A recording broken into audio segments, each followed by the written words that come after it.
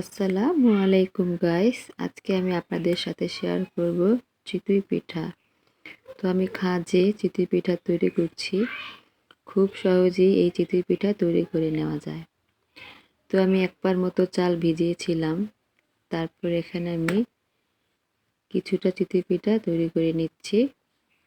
তো এক পার চালে কতগুলো চিতই পিঠা তৈরি হয় সেটাই আজকে আপনাদের সাথে আমি শেয়ার করব। আর পিঠাগুলি কতটা ফুলকো ফুলকো কতটা সুন্দর হয়েছে। খুবই সহজেই এই পিঠা তৈরি করা যায়।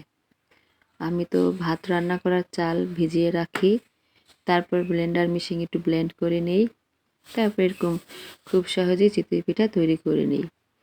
আসলে চিতই পিঠাটা বানানো খুবই সহজ, আবার যে না জানে তার কাছে খুবই কঠিন। আটাটা কতটুকু পানিতে গোলাতে হবে এটাই অনেকে জানে না, তাই তারা ভাবে যে চিতই পিঠাটা হচ্ছে না। আসলে গোলাটা যদি সুন্দর হয় তাহলে পিঠাটাও খুব সুন্দর হবে। খুবই সহজ, কিছুই লাগে না, শুধু চাল ব্লেন্ডার করবেন আর পরিমাণ মতো লবণ আর সাথে পানি অ্যাড করবেন। তো এই জিনিসটাই ঠিকঠাক মতো করতে পারলে তবেই চিতই পিঠা আপনি অনায়াসে ঘরে তৈরি করে খেতে পারবেন, বাচ্চাদেরকেও খাওয়াতে পারবেন। আমি এভাবেই খুব সহজেই চিতই পিঠা তৈরি করে নিই। কখনো খাজে তৈরি করি, কখনো আছে কোমের মধ্যে তৈরি করি।